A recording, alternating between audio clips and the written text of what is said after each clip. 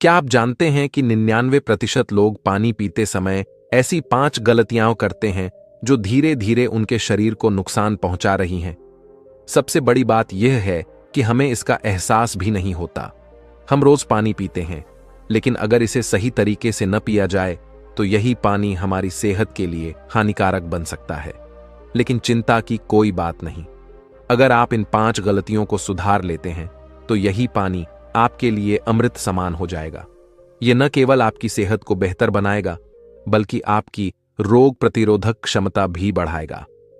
आज हम आपको वे 5 बड़ी गलतियां बताने वाले हैं जो आपकी सेहत को नुकसान पहुंचा रही हैं, और साथ ही उनके सही समाधान भी बताएंगे। सही तरीके से पानी पीना आपकी उम्र बढ़ा सकता है, बीमारियों को दूर कर सकता है और आपको अधिक ऊर्जावान बना सकता है। तो इस वीडियो को अंत तक जरूर देखें ताकि आप भी इन गलतियों से बच सकें और पानी का सही लाभ उठा सकें। एक बार एक आश्रम में एक युवक चिंतित होकर गुरुदेव के पास आता है। वो गुरु आयुर्वेद के विशेष ज्ञानी थे। वो युवक गुरुदेव के चरणों में बैठकर कहता है कि वह काफी समय से अपनी सेहत को लेकर परेशान है। उसे अक्सर पेट में भारीपन महसूस होता है, पाचन सही नहीं रहता और शरीर में थकान बनी रहती है। कई उपाय आजमाने के बाद भी कोई खास लाभ नहीं हुआ, इसलिए वह गुरुदेव से समाधान मांगता है। गुरुदेव शांत स्वर में कहते हैं कि उसकी समस्या का हल बहुत दूर नहीं, बल्कि उसकी दिनचर्या में ही छिपा है। वह पूछते हैं कि क्या उसने कभी सोचा है कि शायद पानी पीने का गलत तरीका ही उसकी बीमारियों की जड़ हो सकता है। युवक आश्चर्य से कहता है कि पानी तो वह रोज पीता है, इसमें गलती कैसी हो सकती है। गुरुदेव समझाते हैं कि यही सबसे बड़ी समस्या है।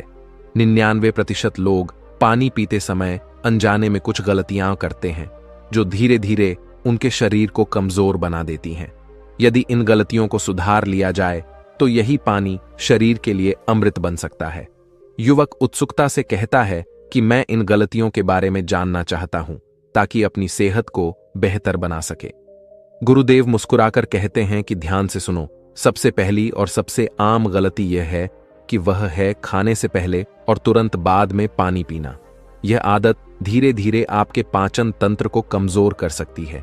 यह आदत देखने में छोटी लगती है, लेकिन इसका असर बहुत गहरा होता है। हमारा शरीर भोजन को पचाने के लिए एक निश्चित प्रक्रिया अपनाता है। जब हम खाते हैं तो पेट गैस्ट्रिक जूस और एंजाइम्स छोड़ता है, जो भोजन को छोटे छोटे भागों में तोड़कर शरीर में पोषक तत्वों का अवशोषण सुनिश्चित करता है।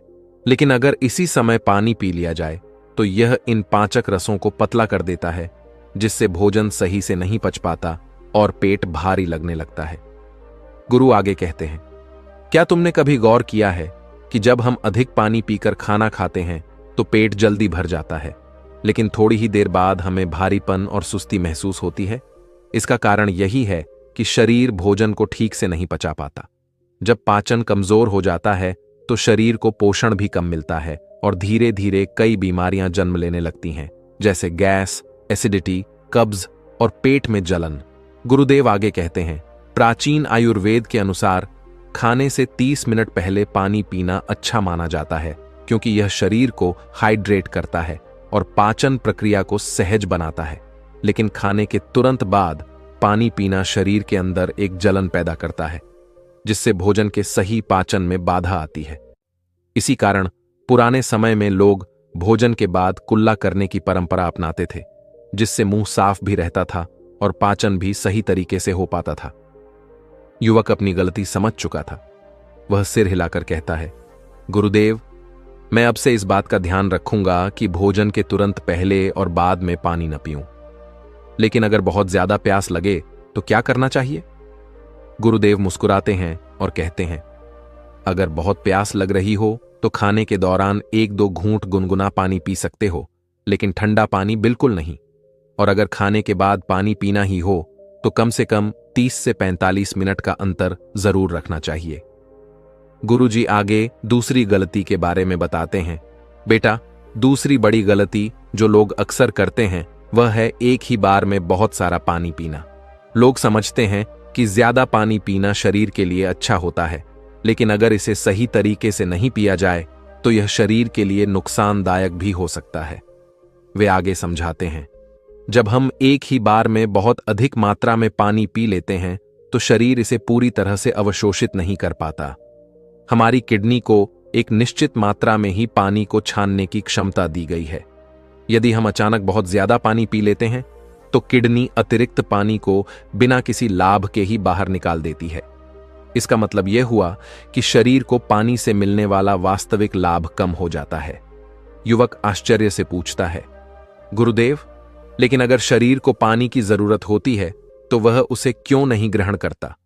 गुरुदेव मुस्कुराते हुए कहते हैं, यही तो समझने की बात है। शरीर को पानी की उतनी ही आवश्यकता होती है जितनी वह धीरे धीरे उपयोग कर सके। अगर हम एक बार में बहुत अधिक पानी पी लें तो यह हमारे पाचन तंत्र पर भी बुरा प्रभाव डालता है। हमारी लार, जो भोजन के पाचन में मदद करती है और पेट के एसिड को संतुलित रखती है, जब पानी के साथ सही से नहीं मिल पाती तो इससे अपच, गैस और पेट में भारीपन जैसी समस्याएं हो सकती हैं। गुरुजी आगे कहते हैं, आयुर्वेद में कहा गया है कि पानी को हमेशा घूंट घूंट करके धीरे धीरे पीना चाहिए। जब हम धीरे धीरे पानी पीते हैं तो लार उसमें अच्छी तरह से घुल जाती है और पेट में जाकर भोजन को सही तरीके से पचाने में मदद करती है। इससे शरीर को अधिकतम पोषण मिलता है और पेट से जुड़ी समस्याएं भी नहीं होती। यही सही तरीका है। ध्यान रहे, पानी शरीर के लिए अमृत के समान है, लेकिन इसे सही ढंग से ग्रहण करना ही इसका वास्तविक लाभ देता है। आगे गुरु तीसरी गलती की ओर इशारा करते हुए कहते हैं, ठंडा पानी पीना शरीर के लिए हानिकारक हो सकता है। लोग अक्सर गर्मी में ठंडे पानी की तलाश करते हैं और समझते हैं कि इससे शरीर को राहत मिलेगी, लेकिन वास्तव में यह शरीर की प्राकृतिक प्रक्रियाओं को बाधित कर सकता है। वे आगे समझाते हैं, आयुर्वेद के अनुसार हमारा शरीर एक संतुलित तापमान पर कार्य करता है। जब हम बहुत ठंडा पानी पीते हैं तो यह रक्त वाहिकाओं को संकुचित कर देता है, जिससे पाचन तंत्र धीमा पड़ जाता है। भोजन के ठीक बाद ठंडा पानी पीने से पेट में उपस्थित पाचक रसों की क्रिया प्रभावित होती है, जिससे भोजन सही से नहीं पचता और अपच, गैस तथा एसिडिटी की समस्या होने लगती है। युवक चकित होकर पूछता है, गुरुदेव, लेकिन ठंडे पानी से राहत क्यों महसूस होती है? गुरुदेव मुस्कुराते हुए कहते हैं, यह सिर्फ एक अस्थायी एहसास है जो वास्तविकता से विपरीत होता है। वास्तव में ठंडा पानी शरीर की ऊर्जा को बाधित करता है। जब यह हमारे पेट में जाता है तो वहां मौजूद वसा को ठोस बना देता है, जिससे शरीर को इसे पचाने में अतिरिक्त मेहनत करनी पड़ती है। यही कारण है कि जो लोग नियमित रूप से ठंडा पानी पीते हैं उन्हें वजन बढ़ने, पाचन खराब होने और शरीर में जकड़न जैसी समस्याओं का सामना करना पड़ता है। गुरुजी आगे कहते हैं, आयुर्वेद में जल को जीवनदायी माना गया है, लेकिन उसका तापमान सही होना बहुत जरूरी है। ठंडे पानी से जोड़ों में जकड़न और दर्द की समस्या भी हो सकती है, क्योंकि यह शरीर में रक्त संचार को धीमा कर देता है। इतना ही नहीं, ठंडे पानी का अधिक सेवन हृदय की धड़कन को भी धीमा कर सकता है, जिससे शरीर में कमजोरी और सुस्ती महसूस होती है। युवक चिंतित होकर पूछता है, तो फिर सही तरीका क्या है गुरुदेव? गुरुदेव उत्तर देते हैं, हमेशा सामान्य तापमान या गुनगुना पानी पीना चाहिए। मिट्टी के घड़े का पानी सबसे उत्तम होता है, क्योंकि यह प्राकृतिक रूप से पानी को ठंडा रखता है, लेकिन शरीर के लिए नुकसानदायक नहीं बनाता। यह शरीर की गर्मी को संतुलित करता है और पाचन क्रिया को दुरुस्त रखता है। आगे गुरुजी गंभीर स्वर में चौथी गलती की ओर संकेत करते हुए कहते हैं, जरूरत से ज्यादा पानी पीना भी उतना ही हानिकारक हो सकता है जितना कम पानी पीना। लोग अक्सर यह सोचते हैं कि ज्यादा पानी पीने से शरीर स्वस्थ रहेगा, लेकिन यह पूरी तरह सच नहीं है। हर चीज की एक सीमा होती है, और अगर हम बिना सोचे समझे जरूरत से अधिक पानी पीते हैं तो यह हमारे शरीर के प्राकृतिक संतुलन को बिगाड़ सकता है। वे आगे समझाते हैं, हमारा शरीर इलेक्ट्रोलाइट्स और मिनरल्स के एक संतुलित स्तर पर काम करता है। जब हम जरूरत से ज्यादा पानी पी लेते हैं तो यह शरीर में मौजूद आवश्यक लवणों और इलेक्ट्रोलाइट्स को पतला कर देता है, जिससे शरीर का प्राकृतिक संतुलन बिगड़ जाता है। इससे कमजोरी, सिरदर्द, उलझन और मांसपेशियों में ऐंठन जैसी समस्याएं हो सकती हैं। युवक चिंतित होकर पूछता है, गुरुदेव, लेकिन हमें तो यही बताया गया है कि दिन भर अधिक से अधिक पानी पीना चाहिए। गुरुदेव मुस्कुराकर कहते हैं, वत्स, यह आधा सच है। शरीर को पानी की जरूरत होती है, लेकिन उतनी ही जितनी आवश्यक हो। जब हम जरूरत से ज्यादा पानी पीते हैं तो यह हमारी कोशिकाओं में अवांछित जल भराव यानी वाटर रिटेंशन पैदा कर सकता है। खासकर दिमाग की कोशिकाओं में सूजन आ सकती है, जिससे सिरदर्द, भ्रम और ध्यान केंद्रित करने में कठिनाई होती है। ज्यादा पानी पीने से किडनी पर भी अनावश्यक दबाव पड़ता है, क्योंकि उसे लगातार अतिरिक्त पानी छानकर बाहर निकालना पड़ता है। फिर वे समझाते हैं, आयुर्वेद में कहा गया है कि पानी पीने का सबसे सही तरीका यह है कि जब प्यास लगे तभी पिएं। शरीर खुद संकेत देता है कि उसे कब पानी की जरूरत है। अगर बार बार जबरदस्ती पानी पिया जाए तो यह शरीर के लिए फायदेमंद नहीं रहता। गुरुदेव आगे कहते हैं, शरीर में पानी की कमी का पता कैसे लगाया जाए? अगर मूत्र का रंग गहरा पीला हो या होंठ सूखे लगें तो समझो कि शरीर को पानी की जरूरत है। हल्के पीले या पारदर्शी मूत्र का मतलब है कि शरीर में पानी की सही मात्रा है। इसलिए जबरदस्ती पानी पीने के बजाय शरीर के संकेतों को समझो और उसी अनुसार पानी पियो। गुरुदेव आगे कहते हैं, अब मैं तुम्हें 5वीं और बहुत आम गलती के बारे में बताता हूं, खड़े होकर पानी पीना। यह सुनने में साधारण लगता है, लेकिन इसके नुकसान गंभीर हो सकते हैं। वे आगे समझाते हैं, जब हम खड़े होकर पानी पीते हैं तो यह सीधे पेट में तेजी से चला जाता है, जिससे किडनी इसे सही से फिल्टर नहीं कर पाती। पानी का सही अवशोषण नहीं होने से शरीर का तरल संतुलन बिगड़ सकता है, जिससे जोड़ों में दर्द और गठिया की समस्या हो सकती है। युवक आश्चर्यचकित होकर पूछता है, गुरुदेव, क्या सच में खड़े होकर पानी पीने से हड्डियों पर असर पड़ता है? गुरुदेव मुस्कुराकर कहते हैं, आयुर्वेद में कहा गया है कि पानी को हमेशा बैठकर और धीरे धीरे पीना चाहिए। जब हम बैठकर पानी पीते हैं तो शरीर आराम की अवस्था में होता है, जिससे पानी सही ढंग से अवशोषित होता है और किडनी पर कोई अनावश्यक दबाव नहीं पड़ता। युवक सिर हिलाते हुए कहता है, अब से मैं हमेशा बैठकर और धीरे धीरे पानी पीऊंगा। गुरुदेव संतुष्ट होकर कहते हैं, यही सही तरीका है। अगर इन 5 गलतियों को सुधार लिया जाए तो यही पानी अमृत समान हो जाएगा।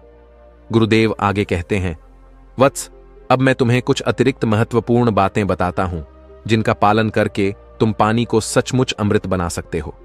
सबसे पहली बात, कब पानी पीना चाहिए?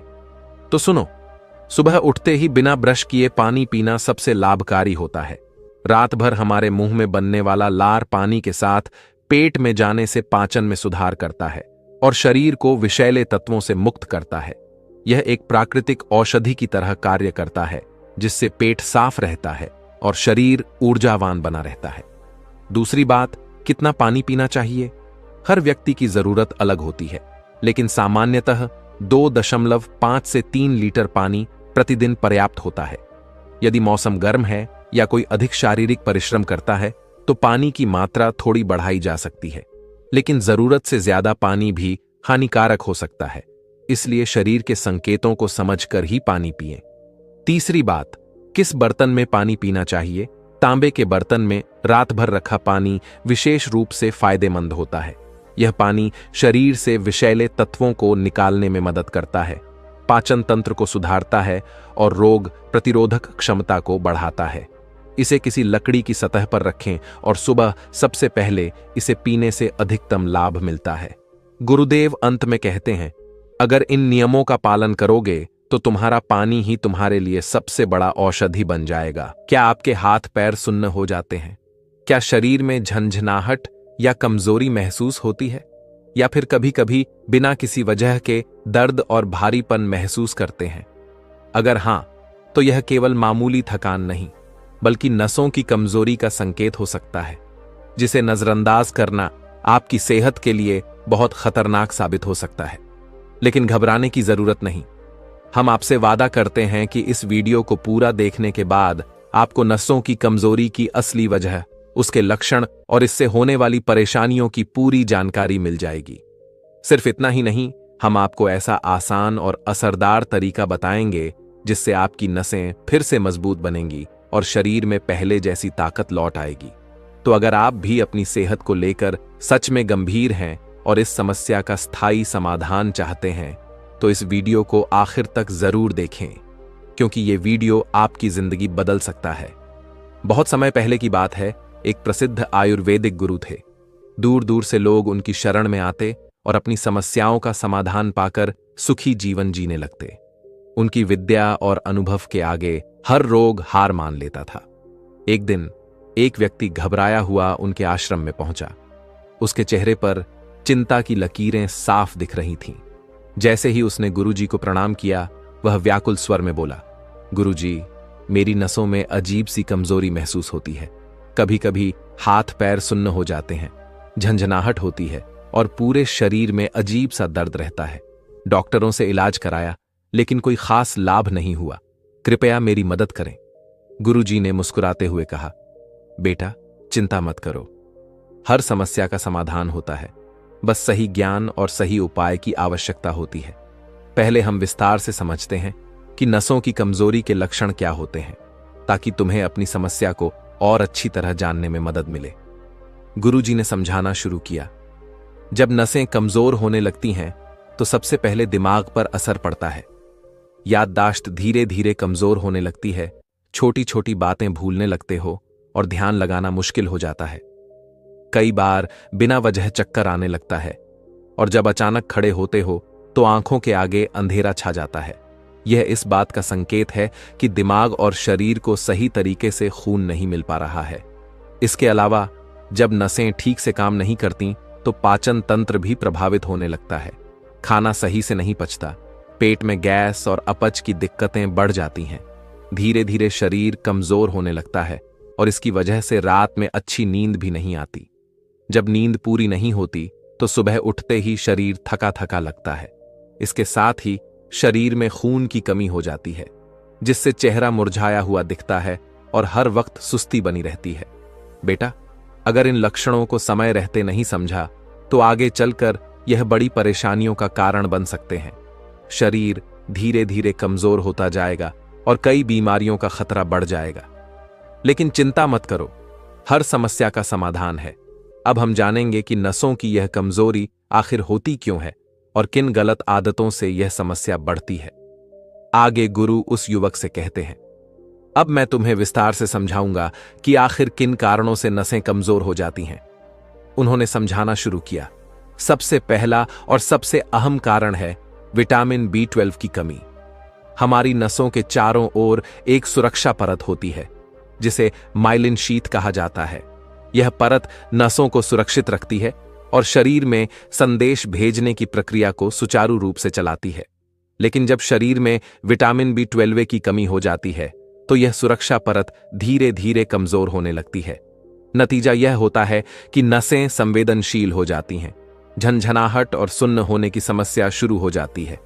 कई बार ऐसा लगता है कि हाथ पैरों में सुइयां चुभ रही हैं या फिर वो काम करना बंद कर रहे हैं।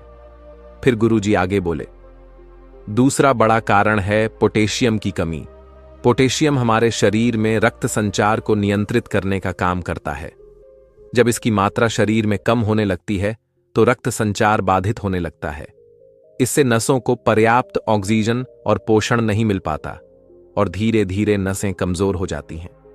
यही कारण है कि जब शरीर में पोटेशियम की कमी होती है तो दिल की धड़कन अनियमित हो सकती है, शरीर में भारीपन महसूस होता है और कभी कभी मांसपेशियों में खिंचाव भी आ सकता है। फिर गुरुजी आगे बोले, इसके अलावा मैग्नीशियम की कमी भी नसों की कमजोरी का एक बड़ा कारण है। मैग्नीशियम नसों की कार्यक्षमता को बनाए रखने में महत्वपूर्ण भूमिका निभाता है। यह नसों को शांत रखता है और उनके सही तरीके से काम करने में मदद करता है। लेकिन जब शरीर में इसकी कमी होने लगती है तो नसों में तनाव बढ़ जाता है। इससे शरीर में ऐंठन, हाथ पैरों में झंझनाहट और नींद की समस्या होने लगती है। यही नहीं, मानसिक तनाव भी बढ़ सकता है, जिससे याददाश्त कमजोर होने लगती है और व्यक्ति अक्सर चिड़चिड़ा महसूस करता है। गुरुजी ने आगे उस युवक को कहा, बेटा, सिर्फ पोषक तत्वों की कमी ही नहीं, बल्कि हमारी कुछ खाने पीने की गलत आदतें भी नसों की कमजोरी की सबसे बड़ी वजह बनती हैं। अगर सच में इस समस्या से छुटकारा पाना चाहते हो तो तुम्हें कुछ चीजों को पूरी तरह छोड़ना ही पड़ेगा। अब ध्यान से सुनो, कौन सी आदतें तुम्हारी नसों को और कमजोर बना रही हैं। आगे गुरुजी कहते हैं, सबसे पहले बात करते हैं ज्यादा नमक और चीनी की। जब हम जरूरत से ज्यादा नमक खाते हैं तो शरीर में सोडियम की मात्रा बढ़ जाती है।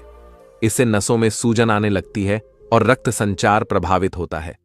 धीरे धीरे यह उच्च रक्तचाप यानी हाई ब्लड प्रेशर का कारण बन सकता है, जिससे नसें कमजोर होने लगती हैं। ठीक इसी तरह ज्यादा चीनी भी खून में शुगर की मात्रा बढ़ाकर नसों को नुकसान पहुंचाती है। इससे नसों की कार्यक्षमता घट जाती है और धीरे धीरे झनझनाहट और सुन्न होने की समस्या बढ़ने लगती है। इसलिए अगर नसों को स्वस्थ रखना है तो ज्यादा नमक और चीनी से दूर रहना ही बेहतर है। आगे गुरुजी दूसरी गलत खाने की आदत के बारे में बताते हैं। आइसक्रीम, मीठी चीजें और तले भुने खाना भी इस समस्या का बड़ा कारण है। यह चीजें भले ही खाने में स्वादिष्ट लगती हैं, लेकिन यह शरीर के लिए धीमा जहर है। खासकर जब नसें पहले से कमजोर हो चुकी हों तो ये चीजें समस्या को और बढ़ा देती हैं। आइसक्रीम और मीठी चीजें शरीर में सूजन पैदा करती हैं, जिससे रक्त संचार बाधित होता है। वहीं तले भुने और ज्यादा मसालेदार खाने से शरीर में खराब कोलेस्ट्रॉल बढ़ता है, जिससे खून गाढ़ा हो जाता है और नसों तक ऑक्सीजन और पोषक तत्व सही से नहीं पहुंच पाते।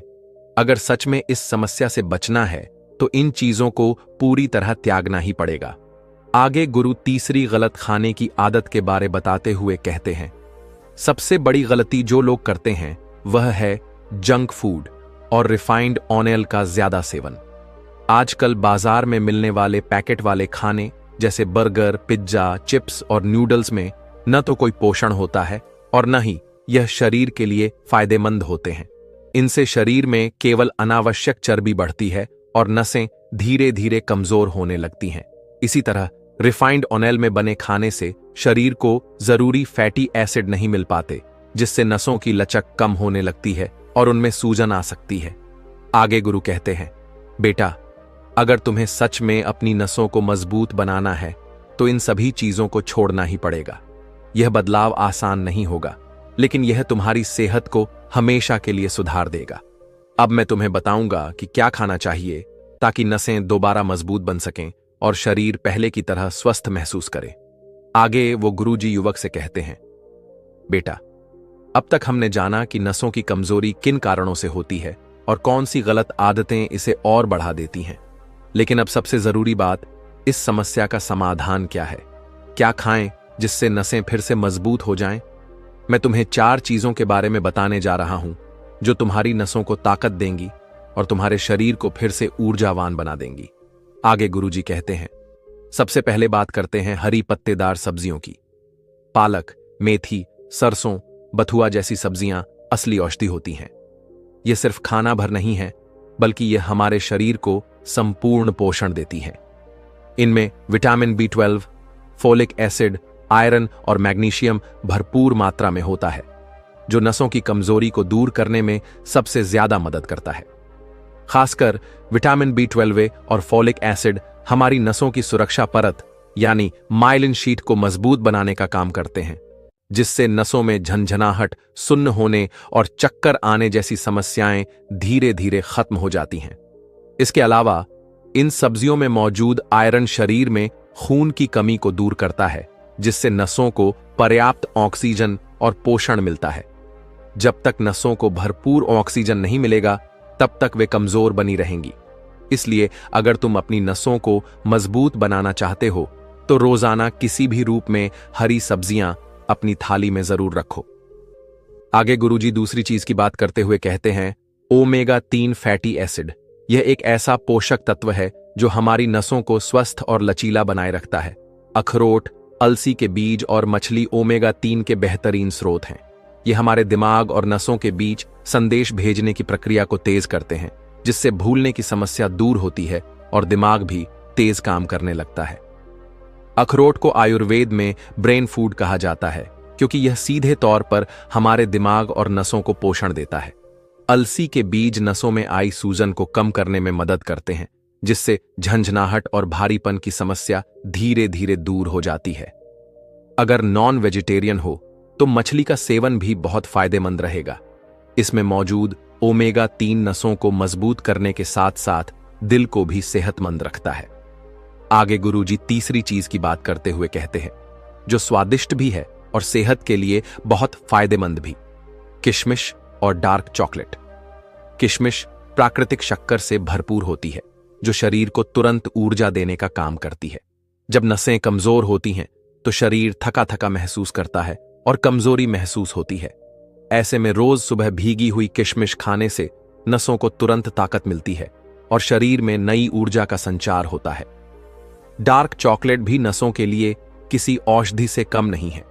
इसमें मौजूद फ्लेवोनॉइड्स और एंटीओक्सीडेंट रक्त संचार को बेहतर बनाते हैं और नसों की कार्यक्षमता को बढ़ाते हैं।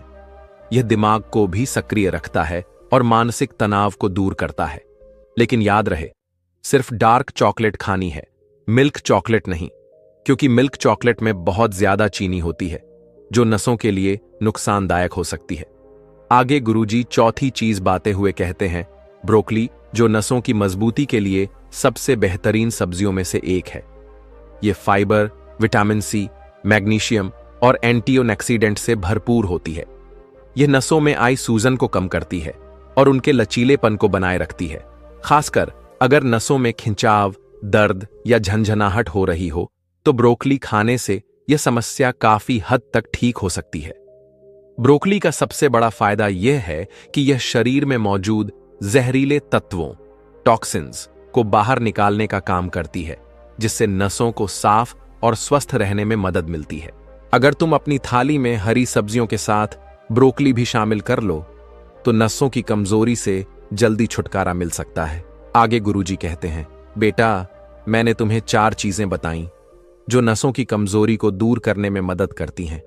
लेकिन अगर तुम इन 4 में से सिर्फ 2 को भी अपने आहार में शामिल कर लो और साथ में रोज 10 से 15 मिनट प्राणायाम करो तो यह समस्या जड़ से खत्म हो सकती है। खास तौर पर भस्त्रिका और अनुलोम विलोम नसों को मजबूत बनाने में बहुत मदद करते हैं। भस्त्रिका प्राणायाम तेजी से सांस लेने और छोड़ने की प्रक्रिया है, जिससे फेफड़ों में अधिक ऑक्सीजन जाती है और नसों को ताकत मिलती है। यह थकान, चक्कर आना और सिर भारी लगने की समस्या को दूर करता है। इसे करने के लिए गहरी सांस लो और तेजी से बाहर छोड़ो। इसे रोज 5 से 10 मिनट करने से शरीर में नई ऊर्जा का संचार होगा।